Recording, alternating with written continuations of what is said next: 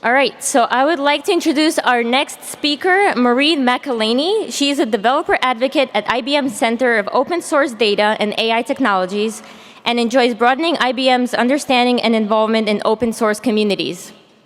Prior to joining the team, she worked as a QA engineer at Dealer.com and is passionate about building tools that increase developer productivity and joy. She's an experienced community builder and is passionate about building diversity of all kinds in technology. Before I bring her up on stage, I also have a fun fact on Regina. On Maureen. She has a cardinal's nest in her front window, and she's waiting for those babies to hatch. So, not sure what she'll do with the babies just yet, but before further ado, let me welcome Maureen McElaney to the stage. I need this laptop, yep. Okay, thank you so much for having me here today. I'm excited to be here at ODSC East. This is my first time here. Is this anyone else's first time at the conference? Quite a bit of people, that's awesome. So I am, I was graciously introduced, I'm Maureen McElaney. I work for the Center for Open Source Data and AI Technologies at IBM, and today we'll discuss why it's imperative to focus on ethics in AI, and how bias can take root in machine learning algorithms and ways to overcome it. Machine learning algorithms make decisions like who gets a job bonus, who gets an interview, whether or not your credit card limit or interest is raised, who gets into a clinical trial. But machine learning algorithms also make decisions like who goes to jail and who goes free. And the title of this talk is Machine in Sheep's Clothing, Building Trust and Transparency in the ML Lifecycle. I've been told that the talk reminds people of the Philip K. Dick novel titled Do Androids Dream of Electric Sheep? And I'm sorry to tell you today that I'm not here to talk about Blade Runner, so sorry if that was what you were expecting. But I am here to talk about bias in AI, as I said. So recently, Congresswoman Alexandria Ocasio-Cortez made a point at a discussion at a Martin Luther King Jr. Day rally. She said, algorithms are still made by human beings, and those algorithms are pegged to basic human assumptions. They're just automated assumptions, and if you don't fix the bias, then you just automate the bias. And there was a lot of backlash in the media to these statements, people claiming that algorithms can't be biased because they're based on math and they can't be racist. But I want to prove to you today that they very well can be, and this is something that affects all of us, and it's a bipartisan issue that needs to be addressed. So as a quick example, since I don't have much time, I want to just show one example of how bias can take root in machine learning algorithms in a real-world use case. In 2008, in the Broward County Sheriff's Office in Fort Lauderdale, Florida, they decided that instead of building another prison, they would start to use an algorithm to identify which defendants were low risk enough to be released from jail, pending trial. And so the algorithm was called Compass, and since then, all the people who have been booked in prison were scored using this algorithm. Now, the sheriff's office said the county chose the software because it was easy to use, it produced lots of great graphs that made it easy for judicial review, and it cost about $22,000 a year.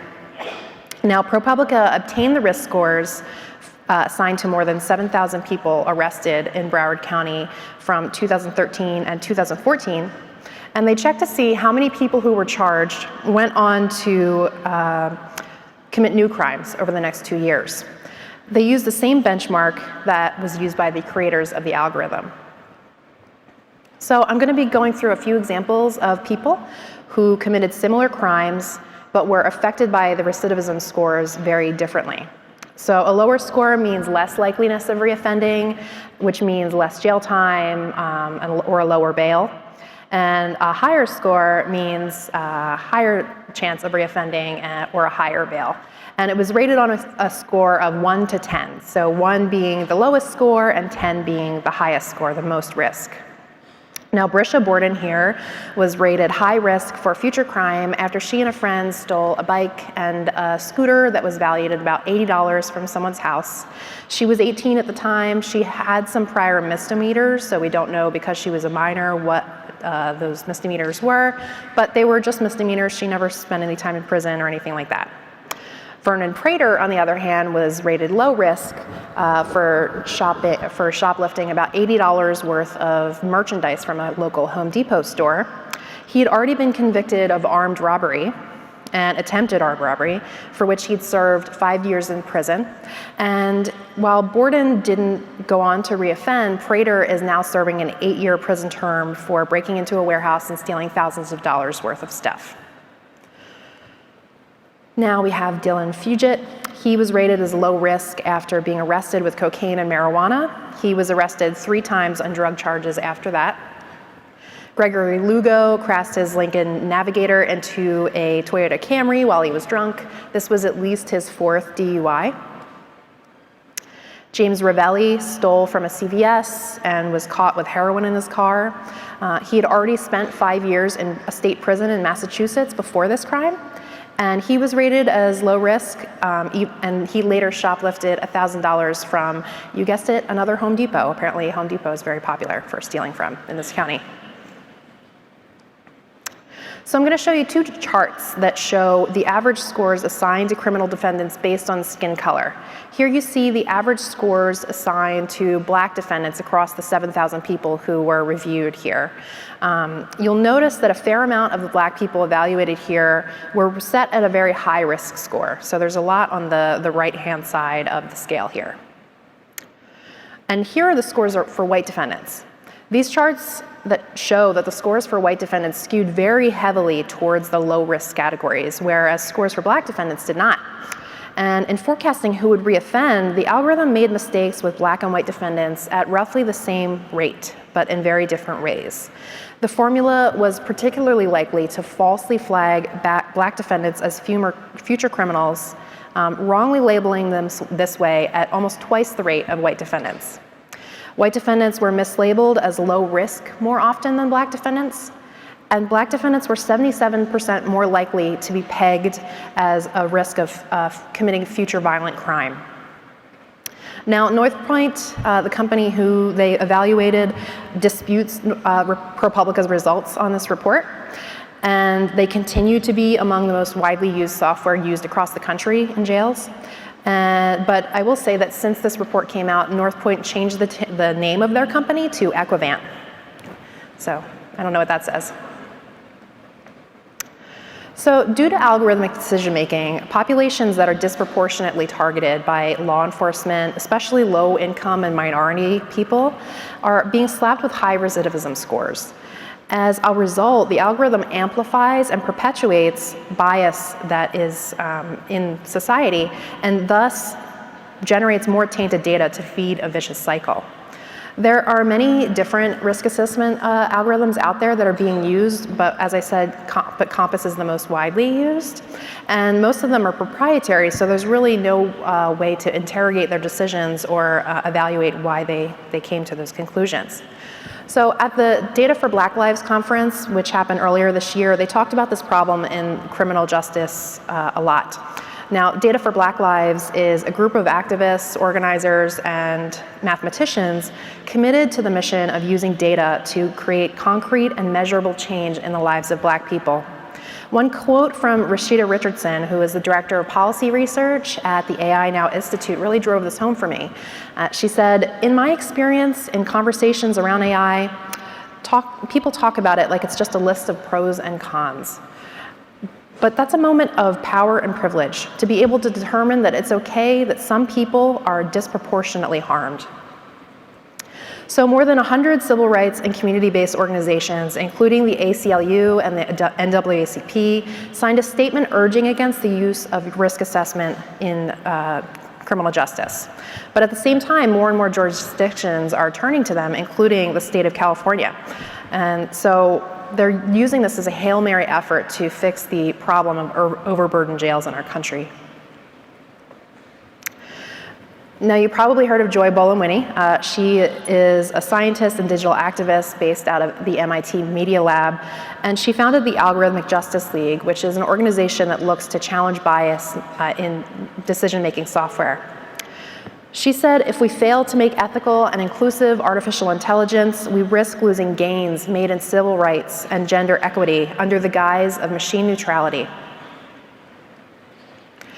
So what can we do towards fixing this? What can we do? I mean, this is a problem that's out there, it's affecting people, and what can we do about it? Well, first I suggest you listen to this podcast. It's a really great show by the Ezra Klein Show, where he interviews Anil Dash about the biases of tech. If you aren't familiar with Anil, he is the CEO of Glitch. He's on the board of Stack Overflow and a part of the nonprofit Data and Society Research Institute. One thing Anil said on the show really jumped out at me. He said, coders are the most empowered laborers that have ever existed. Yes, you have to meet deadlines and requirements, but you have the power to ask questions and prioritize the mitigation of bias from the onset of the development process. And there are tools out there that can help you with ensuring your algorithms aren't biased. As a developer or data scientist, you are in a position of power to prioritize the use of these tools to ensure that the applications you build are fair and just. The next solution, I think, is education. Better education is key to encouraging more people to consider those affected by their decisions and their algorithms once they're out there in the world being used by the public. Now, we need to recognize the choices we make in building new technologies can have really dire social ramifications. As such, universities are beginning to require that people take ethics and computer science courses as part of their curriculum, whereas before it was something that was an elective you could take if you cared about it or if you wanted to learn about it. But now it's a requirement, and it's focused on computer science education. Cornell, Harvard, MIT, Stanford, and the University of Texas are among the universities that are now employing this course. And the questions posed to students are things like this. Is the technology fair? How do you make sure that the data is not biased? Should machines be judging humans in this case? The new ethics courses cover things like artificial intelligence and autonomous machines, privacy and civil rights, and platforms like Facebook and Instagram and things that give us, concern for our privacy. But what about those of us already in the field? You're probably not going to go back and take an ethics course. There's even more great information that came out of the Data for Black Lives conference. And these are questions to ask yourself now when building fair algorithms. Who counts? Who is doing the counting? Who created the counting mechanism? Who is asking for this data and why? Who determines who is counted? Who determines data integrity? And who breaks the cycle of bad data and how? A lot of people talk about the pipeline in tech being broken, and I think that we should focus more on the fact that it's not broken. We have a ton of diversity in this field already, and it's growing. And we need to work extra hard to ensure people who have diverse voices get agency to make a difference and ask the questions that need to be asked in the development process. But it's undoubtedly true. Right now, the majority of these popular machine learning algorithms are being built by cis white men. Redia Abebe founded Black in AI. Black in AI started as a community where Black people could come together who may not otherwise have a chance to meet each other. The goal was to diversify the field and give people an opportunity to build a network and stay in the field and feel supported, so that people who ask the questions and build these algorithms and be part of these teams help to make an AI that's more diverse. And thus, algorithms that are trained on more diverse data have less bias. Now, here's a great example of this working right, working well. Pinterest recently launched a new feature on their website which allows for a search feature based on skin color. Their idea behind this was that people looking for beauty tips really wanted advice that was specific to them based on their skin color or hair type or what they actually looked like. Pinterest said that the skin search feature was a direct result of the diversity and inclusion team working closely with the engineering team within the company. Pinterest was one of the first tech companies to not only publicly release annual diversity stats, but also set yearly public hiring goals. And what's more, Pinterest also reported that women now make up 47% of the company, and 30% of people in technical roles are women. This makes it one of the most gender-diverse companies in the tech industry, especially when you compare them to companies like Apple and Google and Facebook. In fact, Pinterest's head of diversity and inclusion works hand in hand with the engineering team to build more inclusive features on the site. So Pinterest made gains in inclusivity by actually having more diverse ranges of thought at the table when they were building their algorithms and making their decisions. So as I said, I work for IBM, and I have to talk a little bit about what IBM is doing in this space too. And we built a few tools that could be helpful in combating bias. The first one is the AI Fairness 360 Toolkit. This is an open source library. It's completely free for you to use. It's a set of metrics and algorithms to help you examine, report, and mitigate discrimination in your data sets. It's a Python package that contains a set of algorithms built by a community of algorithmic justice researchers. And the site contains a bunch of tutorials to help you learn about how to use the tool. There's one on credit scoring, another on predicting medical expenditures, and another on classifying facial images by gender. So it's an interactive experience that provides an intro to the concepts and capabilities of the toolkit and really helps you define your problem. And there's also a bunch of guidance material that can be used to determine which metrics and algorithms are best for you based on any given use case. So when you're talking about fairness, it's a really hard thing to define. It's multifaceted, it's dependent on context, it's defined by social construct, which changes from one culture to another. Our toolkit is really useful towards achieving justice in many situations, but it can't fully capture fairness in all situations. The process really requires that the stakeholders within your development process all have input into this and help you build decision-making workflows that work. This toolkit really only works when the problem you're trying to solve is well-defined. So it almost creates more work for you, but it's important work that you have to do to ensure that you have remove bias. So if you check out our site, you'll notice that one of our demos utilizes the data set from the ProPublica report. So you can play around with the different bias mitigation algorithms and apply them to the Compass recidivism scores.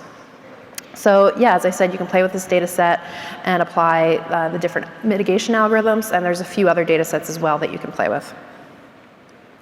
So as I said, everything you need to access this toolkit is available for free on GitHub. And this is also how you would contribute to this project. So when we launched this toolkit, we only had 9 bias mitigation metrics on the site, or 9 algorithms. But within the first week, someone in the community submitted a 10th. So we love having community contributions. And if you want to use the toolkit, but you want some help from us, we also have a public Slack community that you can join and speak directly with the developers and data scientists and researchers who built the tool, and we can help you get started. So transparency around the data that you are using in your machine learning models could help identify cognitive bias. With open source deep learning models, you have the ability to see and contribute to the models that are processing your data. Now, this is where we can talk about the Model Asset Exchange. So Max is a one-stop marketplace for free and community-sourced frameworks, as well as everything you need to understand them. The hope with this project is that we create transparency around the building and training of models and ignite a community of open source contributions towards solving the big problems that need solving in machine learning algorithm building. So the models on Max range from the auto sample generator, which generates audio clips of speech commands, to the human pose estimator, which detects humans in an image and then estimates what pose they're in, to a breast cancer mitosis generator, which identifies mitosis in a breast cancer tumor cell. And an important thing to mention about this project is that all of the data sets are completely available for you to see. So we are very intentional in our desire for transparency here. So as I said, all the models are available for you to use right now. You can embed them into your applications and get going without writing any code at all if you want. So they're very easy to use and fun.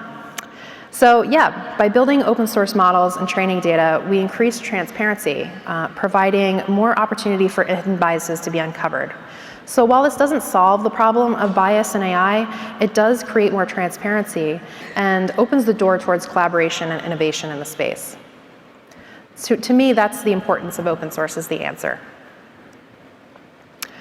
So the next solution to this problem is for you or your company to dedicate time toward contributing to open source efforts that solve these problems. And this is where I want to talk about the work of my team, the Center for Open Source Data and AI Technologies at IBM. Where I work, we are an open source lab that is distributed across the country. We focus on open source projects that are really foundational to the end-to-end life cycle of AI models in the enterprise. We have about 40 open source developers working full-time on code contributions and advocacy for all the projects I've mentioned so far, along with many more. So to connect AI solutions to real-world problems, you need people who understand both AI and the problems you're applying it to. Our mission is to democratize AI, to make AI technologies accessible to the practitioners that understand these real-world problems. So this way, the people who build them themselves are able to solve these problems as well.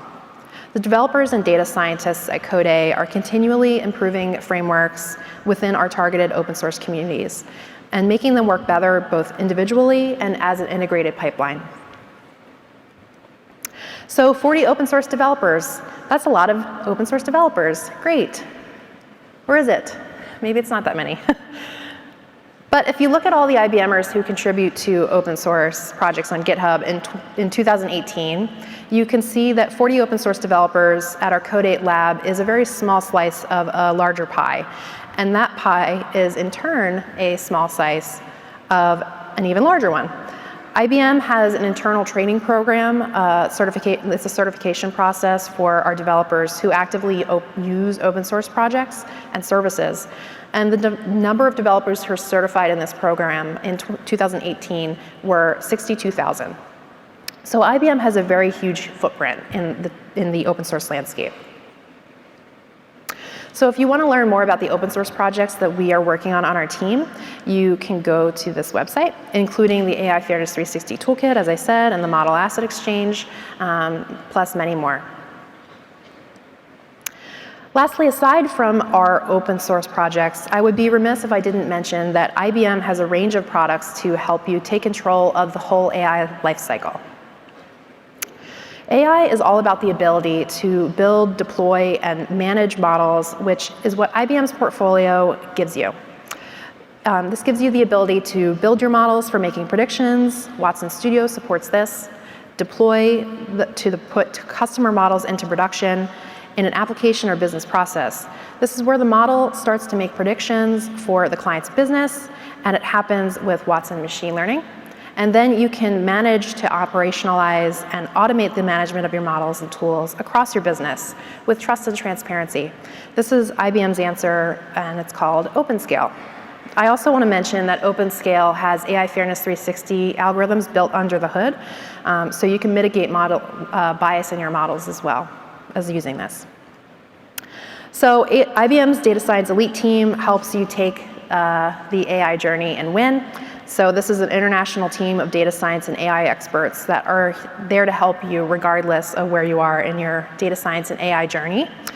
This team has expertise to transform your business with AI, working side by side with you. So if you need to use any of these products, feel free to go down to our booth in the expo hall or check out this website. So back to the topic at hand, AI ethics. We need to contend with the fact that data is generated based on human behavior, and algorithms are built by humans. So no matter what, as technology practitioners, it's our responsibility to build systems that are fair. No one who built the project that I mentioned earlier meant to do any harm. At least I like to think that they didn't. I think they were trying to solve a problem. But they hurt people, and they continue to, and we need to do something to stop things like this from happening. So whether this means making better decisions when building our models, or pushing towards legislation to protect our privacy and freedom, or working to build a more inclusive work environment for people around us, we all have a role in this fight for justice. So thanks again to IBM for making it possible for me to be here, and thank all of you for joining me here today. I hope you'll come to the full version of this talk that focuses specifically on all open source products on Friday. It's digital discrimination, cognitive bias, and machine learning at 3 o'clock. And if you want to visit IBM at the Expo Hall and talk a little bit about our products, you can go to booth number 411. And thank you so much.